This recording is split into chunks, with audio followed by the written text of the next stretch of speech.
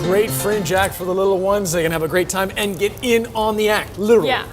Yeah, that's a fun one. That's a nice interactive one. So that one is a totally kid-friendly, 45 minutes long. There's going to be a show today at 4 o'clock, Friday at 2 in the afternoon, Saturday at 2, and Sunday also at 2 in the afternoon. So a few more chances to see that one. $10 for mom and dad and $5 for kids 12 and under. Looks like a cool time.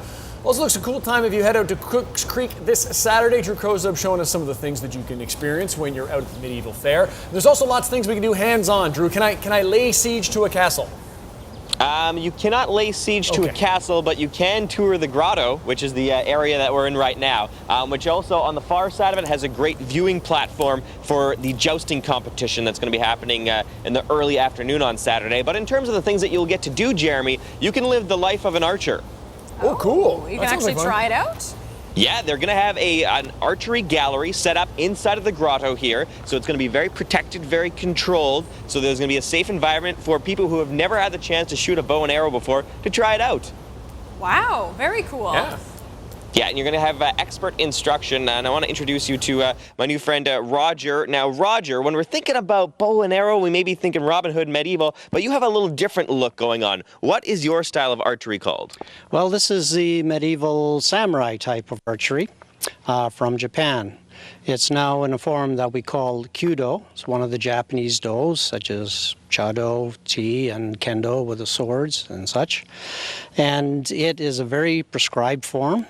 It developed from training of the samurai in archery and has become somewhat formalized and is a very prescribed form of archery. Roger, when I'm watching your technique too, when I got to see you practicing, it seemed like there was a very clear ritual and routine, almost like yoga or something. Take me through the steps of what you do before you're preparing to take your shot. Well, number one is you have to get your mind together and in place. But we have a bow here, which, as you see, is a little bit eccentric. It's been developed over many hundreds of years. And initially, we are coming and we are setting ourselves. So from this form, we dress the makiwara. This is a practice butt. And we take our stance, just ashibumi. Now we want to get an arrow called a ya. The bow is called a yumi.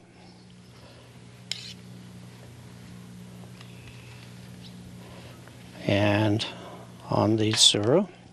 All right. Now it looks like you're getting, is this the part where I should start backing away?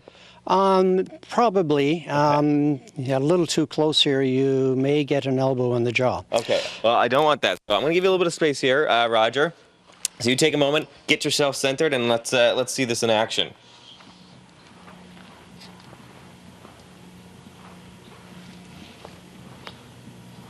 Yes, the form is very prescribed and takes a while to get used to it.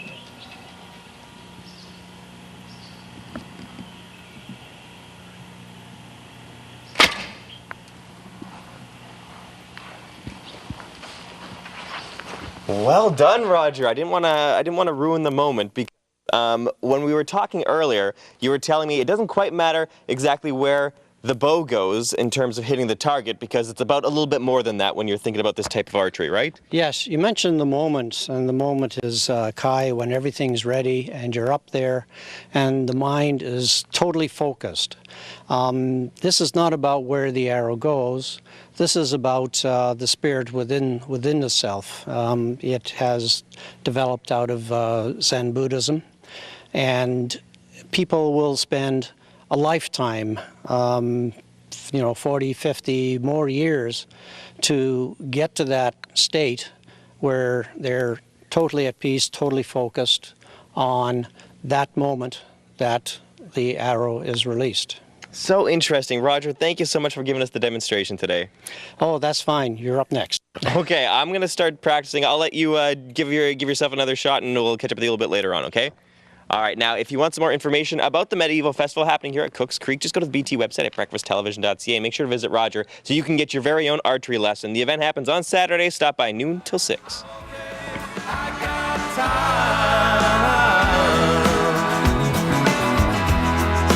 Just be clear my mind.